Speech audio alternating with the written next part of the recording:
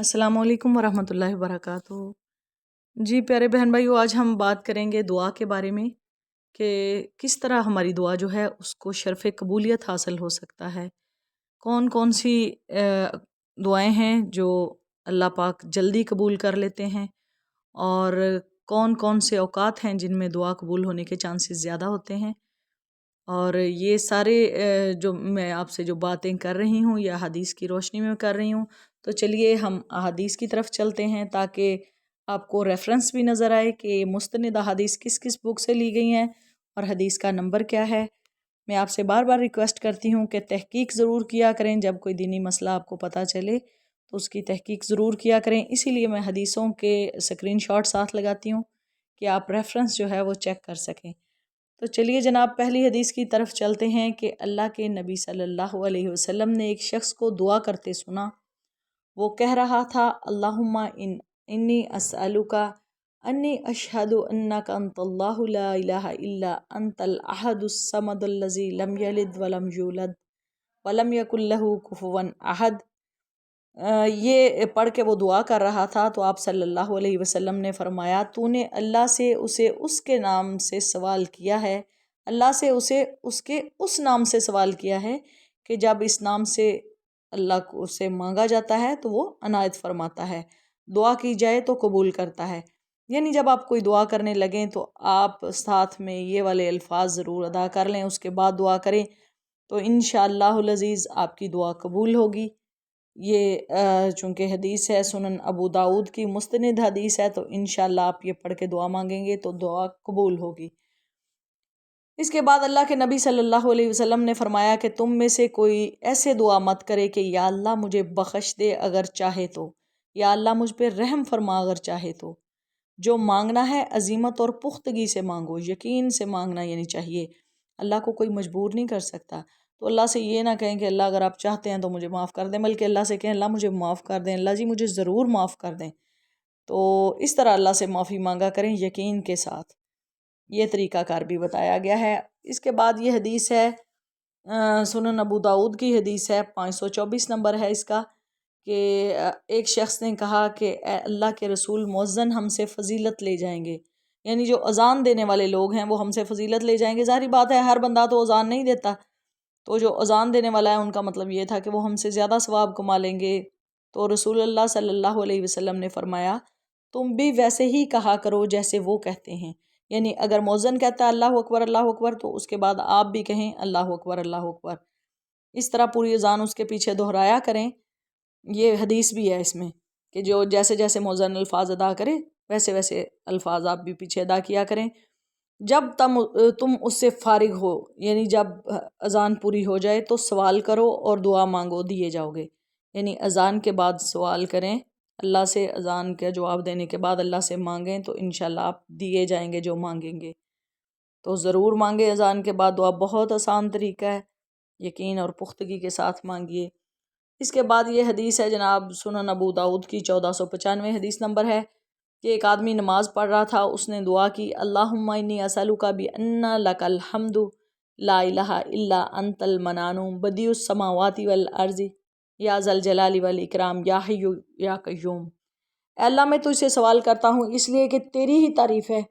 تیرے سوا کوئی معبود نہیں، تو بے انتہا احسان کرنے والا ہے، آسمان و زمین کو بے مادہ و بے نمونہ پیدا کرنے والا ہے، اے جلال و اکرام والے، اے زندہ، اے نگرانی کرنے والے۔ تو نبی صلی اللہ علیہ وسلم نے فرمایا، تحقیق اس نے اللہ سے اس کے اس عظیم نام کے واسطے سے دعا کی ہے جس سے دعا کی جائے تو وہ قبول کرتا ہے، مانگا جائے تو وہ دیتا ہے۔ یعنی یہ الفاظ ان میں وہ جیسے کہتے ہیں اسم اعظم، تو یہ وہ الفاظ ہیں کہ جو پڑھ کے آپ دعا کریں گے، ساتھ میں جو بھی دعا مانگیں گے تو انشاءاللہ آپ کی دعا قبول ہوگی۔ ان دعائیہ الفاظ میں جو ہے وہ اسم اعظم ہے،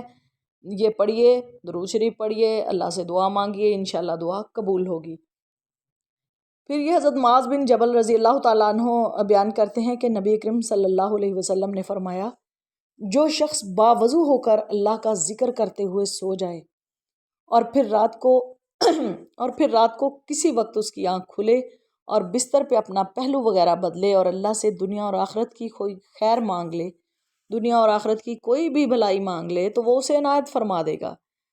تو دیکھیں یہ کتنا آسان طریقہ ہے کہ وضو کر کے استغفر اللہ سبحان اللہ کوئی بھی تسبیح کرتے ہوئے سو جائیں، اور جب آپ کی آنکھ کھلے تو آپ اللہ سے دعا کر لیں، انشاءاللہ آپ کو اللہ عنایت فرما دے گا، کیونکہ یہ میرے پیارے نبی صلی اللہ علیہ وسلم کا فرمان ہے۔ تو آگے کسی صاحب کا لکھا ہے کہ انہوں نے کہا میں نے بڑی کوشش کی ہے کہ رات کو اٹھوں اور ایسی کوئی دعا کر لوں، مگر میں اس میں کامیاب نہیں ہو سکا۔ تو اللہ پاک ہمیں توفیق دے کہ ہم اسی طریقے سے دعائیں مانگیں اور اللہ پاک انہیں شرف قبولیت عطا فرمائیں۔ اس کے بعد یہ حدیث ہے جی سنن ترمذی کی کہ رسول اللہ صلی اللہ علیہ وسلم ہم لوگوں کے ساتھ مسجد میں تشریف فرما تھے، یعنی کسی صحابی نے یہ بیان فرمایا ہے۔ اس وقت ایک شخص مسجد میں آیا، اس نے نماز پڑھی اور یہ دعا کی، اے اللہ میری مغفرت کر دے اور مجھ پہ رحم فرما۔ رسول اللہ صلی اللہ علیہ وسلم نے فرمایا، اے نمازی تو نے جلدی کی، جب تو نماز پڑھ کے بیٹھے تو اللہ کے شایان شان اس کی حمد بیان کر، پھر مجھ پہ صلاۃ یعنی درود بھیج، پھر اللہ سے دعا کر، یعنی پہلے اللہ کی تعریف کریں، پھر اللہ پہ درود، نبی اکرم صلی اللہ علیہ وسلم پہ درود بھیجیں، پھر اللہ سے دعا کریں۔ کہتے ہیں کہ اس کے بعد پھر ایک اور شخص نے نماز پڑھی، اس نے اللہ کی حمد بیان کی اور نبی کریم صلی اللہ علیہ وسلم پر درود بھیجا، تو نبی کریم صلی اللہ علیہ وسلم نے فرمایا، اے نمازی دعا کر، تیری دعا قبول کی جائے گی۔ اسی طرح یہ بھی سنن ترمذی کی حدیث ہے کہ نبی کریم صلی اللہ علیہ وسلم نے ایک شخص کو نماز کے اندر دعا کرتے ہوئے سنا۔ اس نے نبی اکرم صلی اللہ علیہ وسلم پر درود نہ بھیجا۔ نبی اکرم صلی اللہ علیہ وسلم نے فرمایا اس نے جلدی کی۔ پھر آپ نے اسے بلایا اور اس سے اور اس کے علاوہ دوسروں کو خطاب کر کے فرمایا، جب تم میں سے کوئی بھی نماز پڑھ چکے تو اسے چاہیے کہ وہ پہلے اللہ کی حمد و ثنا بیان کرے، پھر نبی اکرم صلی اللہ علیہ وسلم پر درود بھیجے، پھر اس کے بعد جو بھی وہ دعا چاہے وہ مانگے۔ اسی طرح یہ نبی کریم صلی اللہ علیہ وسلم کو جب کوئی سخت کام، تکلیف یا پریشانی میں ڈال دیتا تو آپ یہ دعا پڑھتے، یا حی یا قیوم برحمتک استغیث، یعنی اللہ سے اس کی رحمت کے وسیلے سے سوال کرتے، تو آپ بھی اللہ سے اس کی رحمت کے وسیلے سے سوال کیا کریں۔ اور یہ ہے کہ نبی کریم صلی اللہ علیہ وسلم نے فرمایا کہ جب کوئی شخص اپنے بھائی کے لیے غائبانہ دعا کرتا ہے تو فرشتے کہتے ہیں آمین، اے اللہ قبول فرما اور تجھے بھی یہی کچھ حاصل ہو۔ یعنی ایک ہوتا ہے کہ ہم سامنے دعا کرتے ہیں، کسی بھی بہن بھائی کے لیے دعا کرتے ہیں کہ اللہ آپ کو خوش رکھے، یا اس طرح کی کوئی بھی دعا کرتے ہیں اس کے سامنے، تو اس سے ہٹ کے جو ہم دعا کرتے ہیں جب وہ موجود نہیں ہوتا تو تب فرشتے ہماری دعا پہ کہتے ہیں کہ اللہ آپ کے لیے بھی یہی کچھ کرے، آمین بھی کہتے ہیں، اور پھر وہی دعا ہمارے حق میں بھی کہتے ہیں کہ اللہ آپ کے حق میں بھی یہ دعا قبول فرمائے۔ تو اپنے بہن بھائیوں کے لیے خیر مانگا کریں، فرشتے آپ کے لیے وہی دعا کریں گے۔ اس کے بعد ہے کہ نبی کریم صلی اللہ علیہ وسلم نے فرمایا کہ 3 دعاؤں کے قبول ہونے میں کوئی شک نہیں۔ اب دیکھیں ہمیں کہیں جانے کی ضرورت ہی نہیں ہے کہ جیسے یہ اتنا پیارا سا مختصر سا بتا دیا کہ باپ کی دعا، یعنی باپ کی دعا، مسافر کی دعا اور مظلوم کی دعا، ان 3 بندوں کے جو دعا کرنے میں قبول ہونے میں کوئی شک نہیں ہے۔ جب یہ بندے دعا کریں گے تو انشاءاللہ ان کی دعا قبول کی جائے گی، کیونکہ یہ الفاظ نبی اکرم صلی اللہ علیہ وسلم کے ہیں۔ تو باپ سے دعا لیا کریں، مسافر سے دعا لیا کریں، اور جب خود سفر میں ہوں تو دعائیں کیا کریں، اور اپنی اولاد کے لیے بھی دعائیں کیا کریں۔